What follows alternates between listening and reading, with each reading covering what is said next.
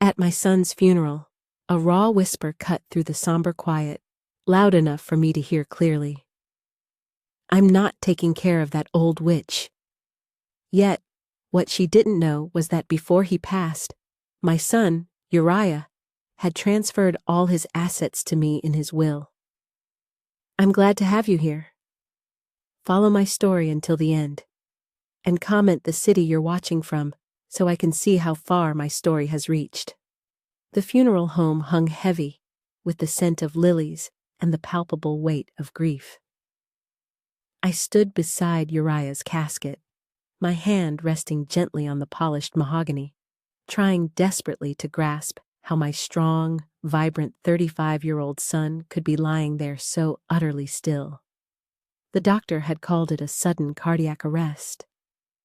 These things sometimes happen, even to young, healthy people, he'd offered, as if such an explanation could somehow mend the gaping, irreparable hole now torn through my life.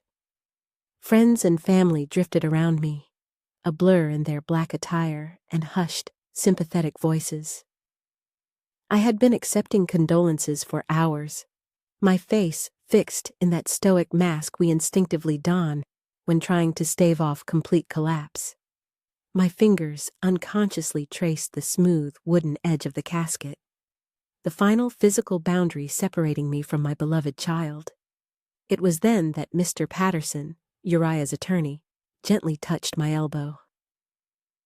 "Victoria," he said softly, "when you're ready, we need to discuss some matters." I nodded numbly. Nothing seemed to matter now. Certainly not business or legal issues. Still, I followed him to a small side room, away from the receiving line and the quiet murmurs of sympathy. That's when I saw her. Grace, my daughter-in-law, huddled in the corner with her sister. My son had been so profoundly in love with her. Even when they'd first started dating 10 years ago, I'd seen the way he looked at her, like she was the answer to a question he'd been asking his whole life. I was about to approach them when Grace's voice, sharper than I'd ever heard it, sliced through the muffled atmosphere. "You know they're going to read the will tomorrow, right?" she was whispering. But the acoustics in the room carried her words with chilling clarity to where I stood. "I just hope he didn't leave anything substantial to Victoria." Her sister murmured something I couldn't quite distinguish. "I know, right? I mean, I'm his wife. Everything should come to me." Grace's voice dripped with a bitterness I'd never before witnessed. "I've spent 7 years with him, putting up with his mother, constantly being around, giving opinions on everything from our house to how we should raise the kids." I froze, my hand still on the doorframe. "What if she expects to move in with you now?" her sister asked. Grace laughed. Actually laughed. "Here, at my son's funeral. I'd rather die. I mean it." Her voice dropped even lower, but in the quiet room, I could still hear the venom in her words. "I'm the one who has to pick up the pieces now. I'm the one who has to raise our children alone. I'm sure as hell not going to care for that old Mara, too." The room spun. Old Mara. Was that how she'd seen me all this time? The meddling, domineering mother-in-law? I'd tried so hard to be respectful of their marriage, to only offer help when asked. I'd watched my grandson 2 days a week, so Grace could continue her part-time job. I'd brought meals when Uriah had to work late. I thought we had a good relationship. "The will reading will be tomorrow at 10 a.m., Mr. Patterson was saying, completely unaware of what I had just overheard. "I wanted to prepare you, Victoria. Uriah made some changes to his will recently." I struggled to focus on his words, Grace's cruel comments still ringing in my ears. "Changes?" I asked, my voice sounding distant even to myself. "Yes, about 3 weeks ago." He hesitated. "He transferred almost everything to you, Victoria, not to Grace." What? I stared at him, bewildered. But that doesn't make sense. Grace is his wife. The children? He set up trust funds for the children that will mature when they turn 25. Patterson explained quietly. But the house, his investments, the insurance money, it's all coming to you. He was quite explicit about it. My mind reeled. Why would Uriah do this?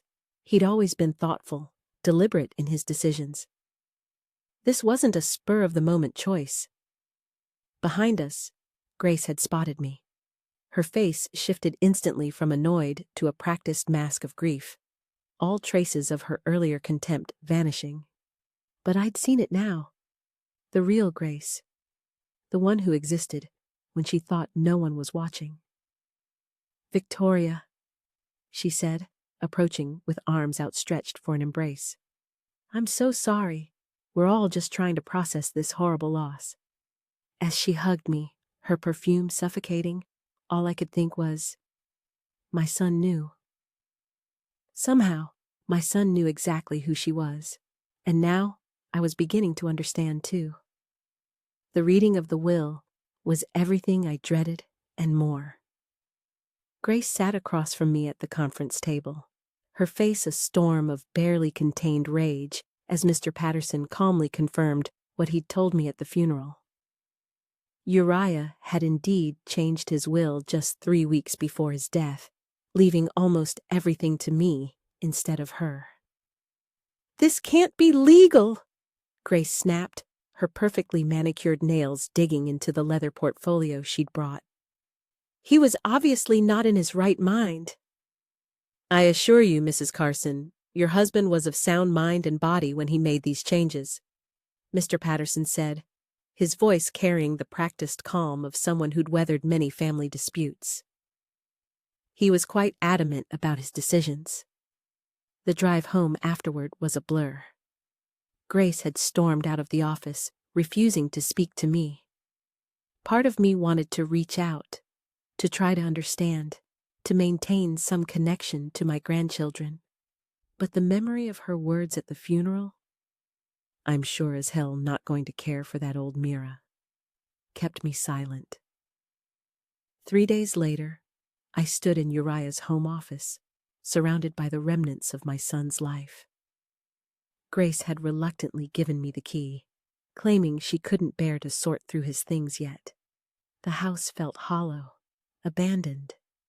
Though Grace and the children still lived there, they'd gone to stay with her parents for a few days, giving me space to collect Uriah's personal effects. I ran my fingers along his desk, remembering how he'd sit here on Sunday afternoons when the children were napping, working on whatever project had captured his imagination that week. The leather chair still held the impression of his body. That's when I noticed the drawer slightly ajar with a small key still in the lock. Uriah had always been meticulous about security. He wouldn't have left it unlocked unless... My hands trembled as I pulled the drawer open. Inside was a thick manila folder labeled simply, "Financial Records." I shouldn't pry, I thought. But something compelled me to open it.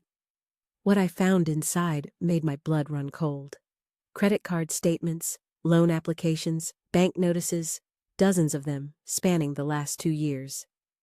And paper-clipped to the front was a handwritten note in Uriah's neat, precise handwriting. "Mom, if you're reading this, I'm so sorry. I should have told you sooner." Tears blurred my vision as I sifted through the documents. The story they told was devastating. Grace had been systematically draining their accounts for months, maybe years. Cash withdrawals at casinos, online gambling sites, luxury purchases returned for cash, and loans. So many loans taken out in Uriah's name, some with interest rates that made me gasp. "Oh, Uriah," I whispered, my heart breaking all over again. "Why didn't you tell me?" As if an answer, a small USB drive fell from between the papers. I plugged it into Uriah's computer and found a single video file dated just 3 weeks ago, the same time he'd changed his will. My son's face filled the screen, looking tired, but resolute. "Mom," he began, his voice sending a fresh wave of grief through me. "If you're watching this, then things have probably gotten worse with Grace, and you're finding out everything the hard way. I'm sorry for that." He ran a hand through his hair, a gesture so familiar, it made my chest ache. "I discovered Grace's gambling problem about 6 months ago. At first, I thought we could work through it. I got her into therapy, set up separate accounts, but it's deeper than I initially realized." He sighed heavily. "Last week, I found out she's been taking loans from some unsavory characters. People who don't exactly follow legal collection practices." My hand covered my mouth in horror. "I'm changing my will today," he continued. "If something happens to me, you need to be protected. The house, the investments, they need to go to you. You'll make sure the kids are taken care of. I know that." His voice broke. "Grace, I love her, Mom. I still do. But I can't trust her with our future anymore." The video ended, and I sat in the gathering darkness of his office, the pieces finally falling into place. The sudden cardiac arrest that took my athletic, health-conscious son, the mysterious changes to his will, the venomous way Grace had spoken about me at the funeral.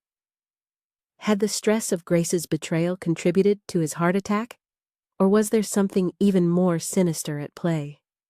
A noise from the front of the house startled me. Footsteps in the hallway. Grace was back. I quickly closed the computer and gathered the documents, slipping them into my bag. Whatever was happening here, I needed to be careful, for my safety, for my grandchildren's future, and for Uriah's memory. "Victoria," Grace's voice called out, honey-sweet and completely at odds with the woman I'd glimpsed at the funeral. "Are you still here? I brought dinner." I took a deep breath and stepped out of the office, clutching my son's secrets close. "I was just finishing up," I said, forcing a smile. "How thoughtful of you to bring food." Her eyes flickered to my bag, then back to my face, her smile never quite reaching her eyes. "Well, we're family, aren't we? We need to stick together now more than ever." As I followed her to the kitchen, one thought crystallized in my mind. My son had tried to protect me.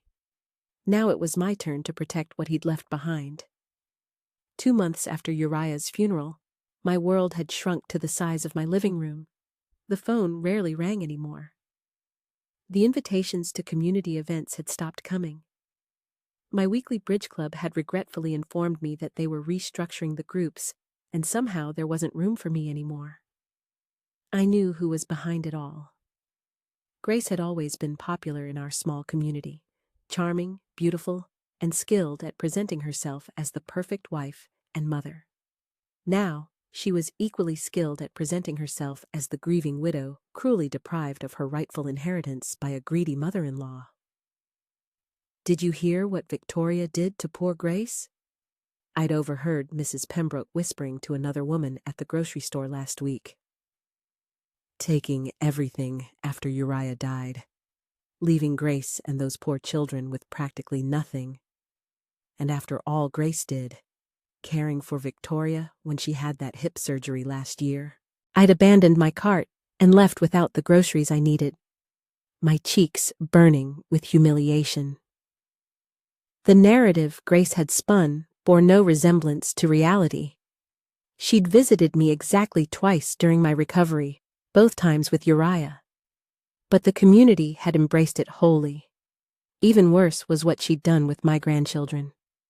Emma, 9, and Lucas, 6, had been the lights of my life. Before Uriah's death, I'd seen them 3 or 4 times a week. Now, my calls went unanswered, my messages unreturned. When I did manage to speak with them, they were distant and guarded. Last weekend, I'd finally confronted Grace about it when she dropped the children off for a rare visit. You'll only have them for 2 hours, she'd said, checking her watch. I have to take them to a birthday party later. Grace, we need to talk about what's happening, I'd said, keeping my voice low so the children wouldn't hear from the backyard. Why are you turning everyone against me? Why are you keeping the children away? Her face had transformed, the pleasant mask slipping to reveal the cold calculation beneath. I don't know what you're talking about, Victoria. Maybe people are just finally seeing you for who you really are. A controlling, selfish woman who couldn't let her son live his own life. That's not true, and you know it, I'd protested. Uriah changed his will because he discovered what you were doing with your gambling. Gambling? She'd laughed, but I saw panic flash in her eyes. Is that the story you're telling people now? My God, Victoria, listen to yourself. First you steal my inheritance, now you're inventing addictions for me. No wonder nobody wants to be around you anymore. She'd stepped closer, her voice dropping to a menacing whisper. Let me make something perfectly clear. Those are my children. If you want to see them at all, you'll keep your crazy accusations to yourself, and you'll start transferring Uriah's assets back where they belong, to me. That night, after they'd left, I'd sat alone in my kitchen, a cup of tea growing cold in front of me. The silence of the house pressed in from all sides. For the first time since Uriah died, I allowed myself to cry. Deep, racking sobs that left me gasping for breath. The isolation was working. I'd started to question myself, to wonder if I was the villain in this story. Maybe I had been too controlling.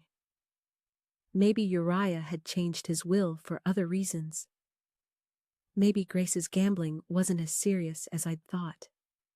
The next morning, I found myself in Dr. Meyer's office. He'd been our family doctor for 20 years, had watched Uriah grow from a teenager into a man. Surely he at least wouldn't have turned against me. But as he examined me, his manner was cool, professional, where it had once been warm and friendly. You seem anxious, Victoria, he said, making notes in my chart without meeting my eyes. Having trouble sleeping? Yes, I admitted. I've been under a lot of stress since Uriah died. He nodded, still not looking at me. Grace mentioned she's concerned about your mental state. Said you've been making some strange accusations, having trouble distinguishing fact from fiction. My blood ran cold. Grace talked to you about me? She's worried, he said simply. She thinks you might be in the early stages of dementia. The paranoia, the mood swings, the irrational behavior with the will. I'm not. I struggled to find words, shocked by how thoroughly Grace had poisoned even this relationship. Dr. Meyer finally met my eyes. I'm prescribing you something for anxiety, and I'd like you to see a neurologist just to rule things out. I left with a prescription I had no intention of filling, and the crushing realization that Grace was systematically destroying not just my reputation, but my credibility. If she succeeded in convincing people I was becoming mentally incompetent, what would stop her from challenging the will on those grounds? As I walked to my car, my phone buzzed with a text from an unfamiliar number. We need to talk about Grace. Meet me at Riverside Cafe tomorrow at 10. No, come alone, Olivia. Grace's sister wanted to meet me. My heart raced as I reread the message. After months of isolation, could I finally have found an ally? Riverside Cafe sat on the edge of town, far enough away that Grace and her friends weren't likely to spot me there.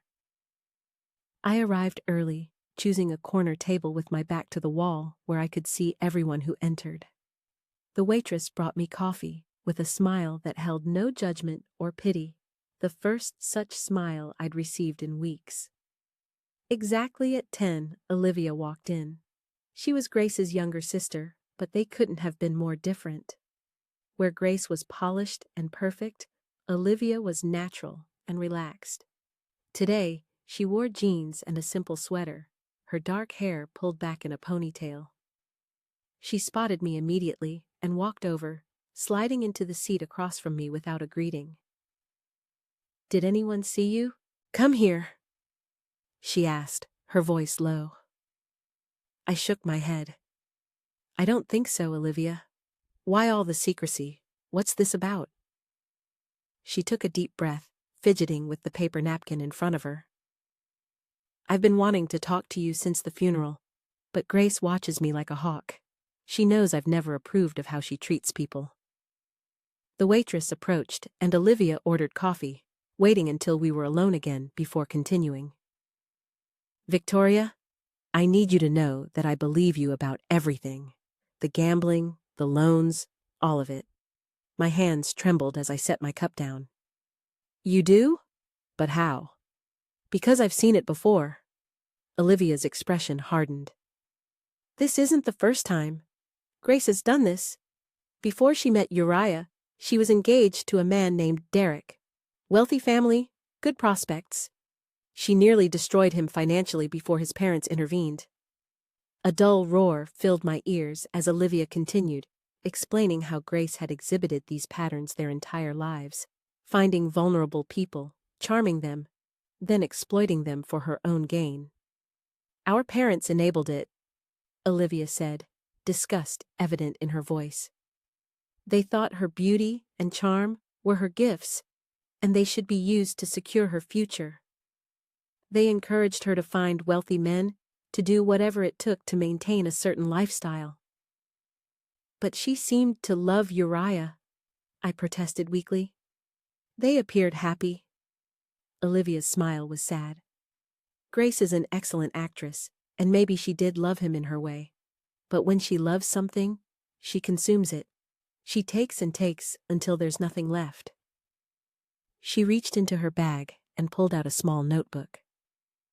"I've been documenting everything. The lies she's told about you, the way she's manipulated the children, the community. She told our parents you were abusive to Uriah throughout his childhood, that you controlled him with money." The injustice of it hit me like a physical blow. "Why would she say these things?" "Because she's desperate," Olivia said simply. "Whatever Uriah discovered, it must have been bad. Really bad. She needs that inheritance, Victoria. Not just for the lifestyle, but to cover her tracks." "What tracks?" I asked, a chill running through me. Olivia hesitated. "I don't have proof, just suspicions. But I think some of the people Grace borrowed from aren't just loan sharks.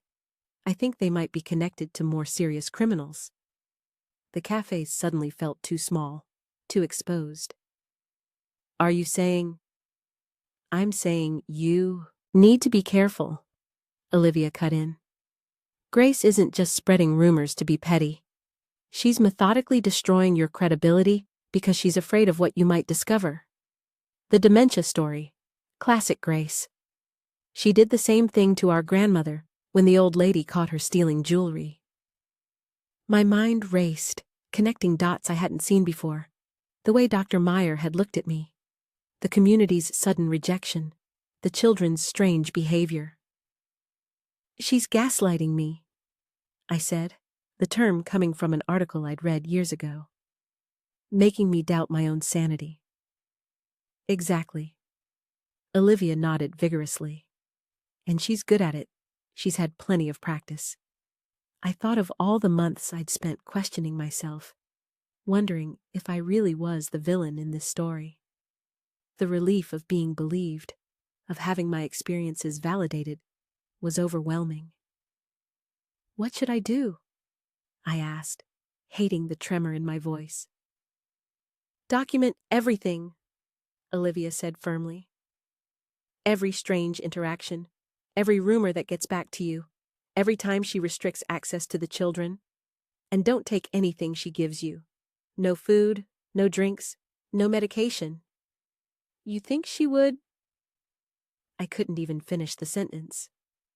Olivia's expression was grave. I don't know what she's capable of anymore. The Grace I grew up with was manipulative and selfish, but I never thought she'd go this far. The pressure must be immense if she's taking these kinds of risks. She glanced at her watch. I need to go. Grace thinks I'm at the gym. She pulled out a burner phone and slid it across the table. Use this to contact me. My number is the only one programmed in it. Don't use your regular phone. I wouldn't put it past her to have someone monitoring your calls. As she stood to leave, she hesitated, then reached out and squeezed my hand. You're not crazy, Victoria. You're not the bad guy here. Remember that. After she left, I sat for a long time, clutching the phone she'd given me like a lifeline. For the first time in months, I felt a spark of something I'd almost forgotten. Hope. That evening, as I sorted through more of Uriah's papers, I found something I'd missed before. A small key taped to the back of his desk drawer, with a note that simply said, Storage Unit Number 17, Main Street Lock and Key. Whatever Uriah had discovered about Grace, whatever had prompted him to change his will so drastically, the evidence might be sitting in that storage unit. Tomorrow, I would find out what my son had been hiding and what Grace was so desperate to keep buried. As I held the key in my palm, a strange calm settled over me. The fog of grief and confusion was lifting, replaced by a clear sense of purpose. Grace had underestimated me, treating me like a helpless old woman she could easily manipulate and discard. She was about to discover just how wrong she was. Main Street Lock and Key was a nondescript building on the edge of downtown, the kind of place you could drive past 100 times without noticing. The morning air was crisp as I pulled into the nearly empty parking lot, clutching Uriah's key in my hand. My heart pounded with anticipation and fear. What would I find inside? The facility manager barely glanced at my ID before directing me to Unit Number 17, a small storage space at the end of a dimly lit hallway.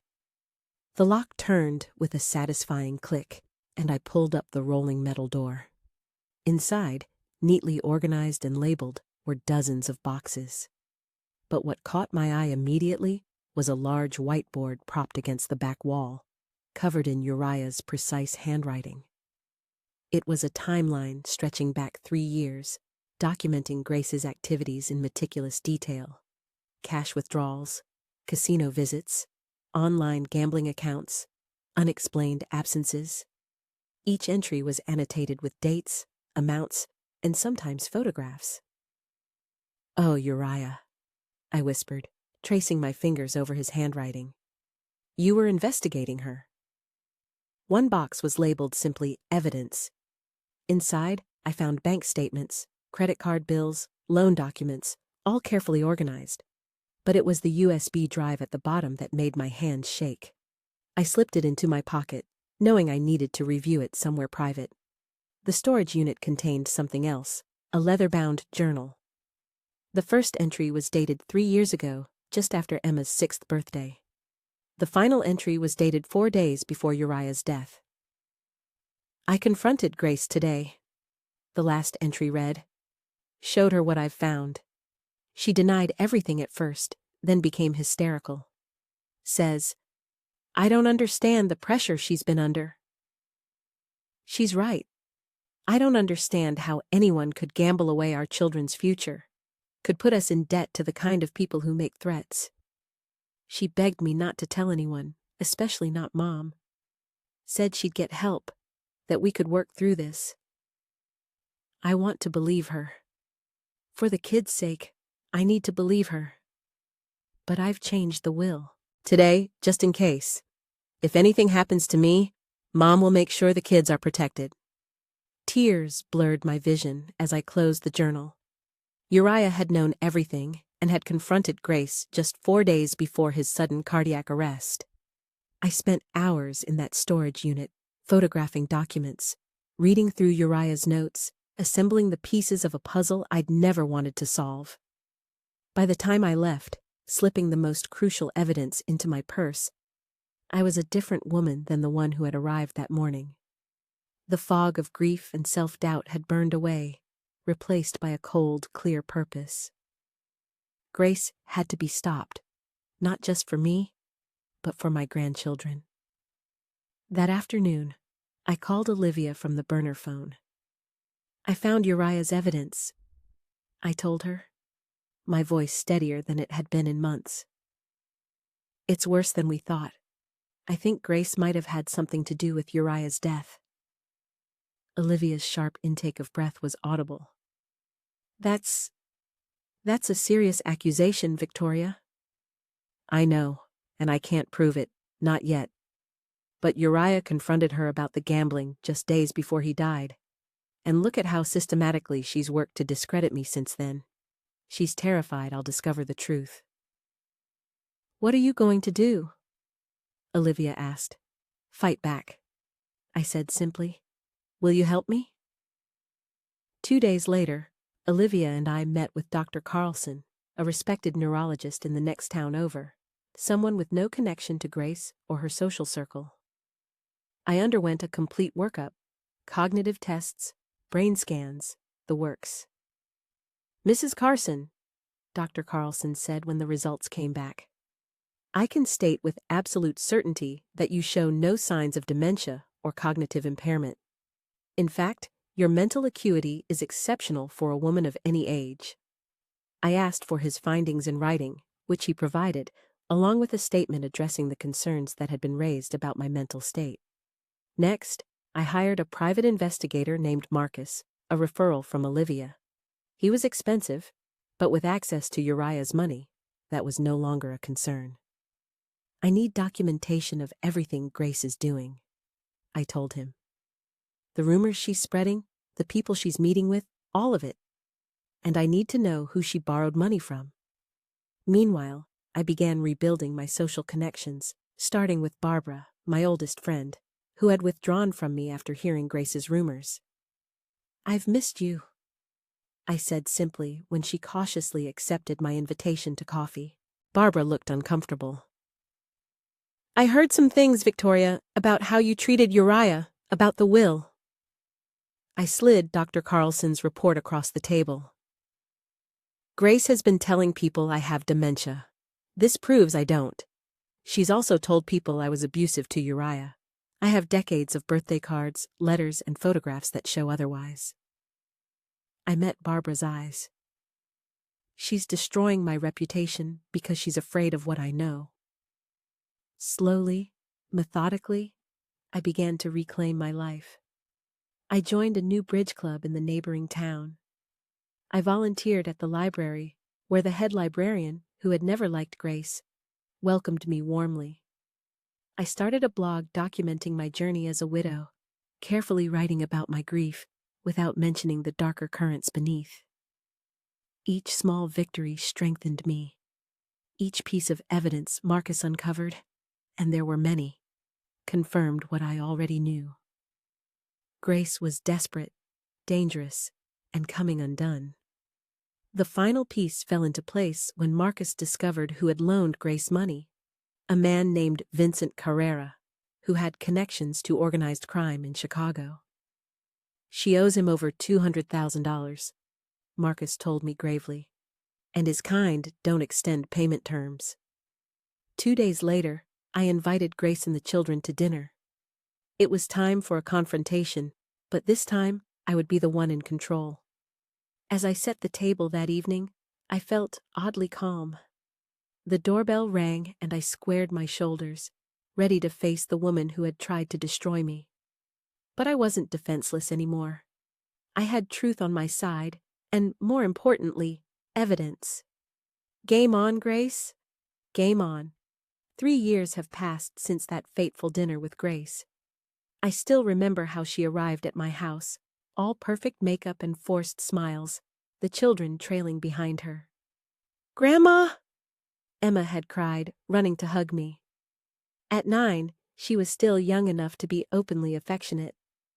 Lucas at 6 hung back, eyeing me wearily, a product of whatever stories Grace had been telling him. come in, I'd said warmly, ushering them inside. Dinner's almost ready. Grace had looked around suspiciously, perhaps expecting to see police officers or lawyers waiting to ambush her. Instead, she found only a carefully prepared meal and a grandmother eager to see her grandchildren. The confrontation, when it came, was after the children were settled in the living room with a movie. I know everything, Grace, I'd said quietly, sliding a folder across the table.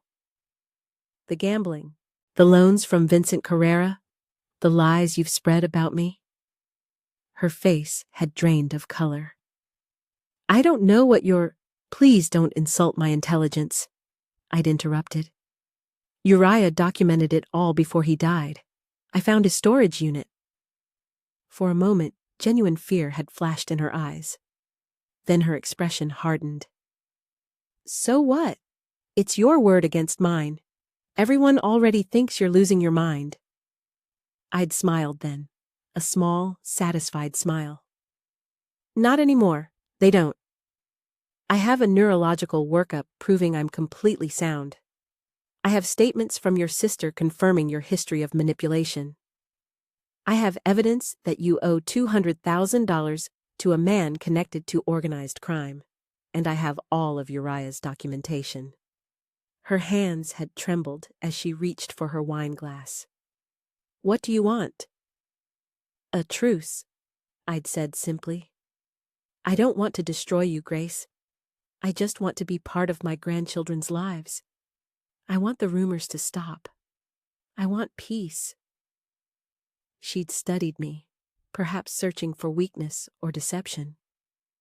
And if I refuse, then I'll take everything I have to the police. The gambling might not be illegal, but the loans, the connection to Carrera, those will interest them very much, especially given the timing of Uriah's death. Are you accusing me of— Her voice had risen in panic. I'm not accusing you of anything, I'd cut in. I'm simply stating facts. Uriah confronted you about the gambling and loans 4 days before he died. He changed his will to protect the children's inheritance. And then he had a sudden cardiac event at 35.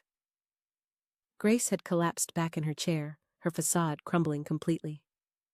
For the first time, I'd seen the real woman beneath all the masks, frightened, desperate, cornered. I didn't kill him, she'd whispered, tears streaking her makeup. I swear, I didn't. The stress, the fight we had, maybe that contributed, but I never wanted him dead. I loved him in my way. I'd studied her face, searching for truth in her eyes. To this day, I'm not sure if I believe her, but in that moment, I'd made a choice. A choice for peace, for my grandchildren, for my own future. Here's what's going to happen, I told her. I'm going to pay off your debt to Carrera, not for you, but to get that kind of criminal element away from my grandchildren. In exchange, you will give me regular, unhindered access to Emma and Lucas. You will stop spreading rumors about me, and you will seek treatment for your gambling addiction. She'd agreed immediately, relief flooding her face. I think she'd expected much worse. Now, 3 years later, on a warm spring afternoon, I sit in my garden watching Emma and Lucas play. They spend weekends with me now, a schedule we settled on after Grace completed her treatment program. She still lives in Uriah's house, but it's in my name, a fact that ensures her continued cooperation. The rose bushes Uriah and I planted together years ago are in full bloom, their fragrance filling the air. I've added new varieties each year, a way of keeping him present in this space we both loved. Grandma, look, Emma calls, holding up a small ceramic pot. At 12, she's showing real talent for pottery, a hobby we discovered together. I made this for Mom's birthday. I smile, examining the delicately crafted bowl. It's beautiful, sweetheart. She'll love it. Lucas, now 9, is sprawled on the grass nearby, deep in a book about dinosaurs. He looks so much like Uriah at that age that sometimes it catches my breath. Our relationship with Grace remains complicated. The trust that was shattered can never be fully repaired. But we've reached a kind of peace, a détente built on mutual understanding. She knows I hold her secrets. I know she's capable of incredible deception. But we both love these children, and that common ground has become our foundation. The money that caused so much strife has found better purpose. I've established trust funds for Emma and Lucas, just as Uriah wanted. I've renovated my home to include special spaces for them. A pottery studio for Emma, a reading nook for Lucas. And I've set aside funds for Grace's ongoing treatment, ensuring she can manage the addiction that nearly destroyed all our lives. Sometimes I wonder what Uriah would think of this arrangement. Would he approve of the compromise I reached with Grace? Would he understand why I chose not to pursue the question of his death more aggressively? I like to believe he would. My son was always practical, always compassionate. He changed his will, not out of vindictiveness, but out of love, to protect what mattered most. Last week, I finally fulfilled a promise I'd made to Uriah years ago. We'd always talked about visiting Italy together, exploring the hills of Tuscany, the villages where our ancestors had lived. With Emma and Lucas beside me, I scattered a small portion of his ashes beneath an ancient olive tree, its silvery leaves shimmering in the breeze. "Is Dad happy here, Grandma?" Lucas had asked, his small hand gripping mine. "I think he is," I'd answered, watching as the wind carried the ashes into the Italian countryside. "But he's happiest knowing we're together, that we're taking care of each other." The children and I have started a new tradition. Each year on Uriah's birthday, we plant something new in my garden. A tree, a rose bush, a bed of his favorite flowers. This living memorial grows more beautiful each year, nurtured by our hands and our memories. Life after loss isn't about forgetting. It's not even about forgiving. Sometimes, it's about finding a way forward that honors what was lost, while embracing what remains. The garden of my life was scorched and barren after Uriah died, after Grace's betrayal. But slowly, season by season, it's growing again. Different than before, but no less beautiful. Tonight, as the children help me prepare dinner in my kitchen, laughing and arguing and creating the beautiful chaos of family, I feel Uriah's presence in the rhythm of our lives. He is here in Emma's smile, in Lucas's thoughtful frown, in the legacy of love that no deception could ever truly destroy. This is his last gift to me, this second chance at family, this hard-won peace. And I intend to cherish every moment of it,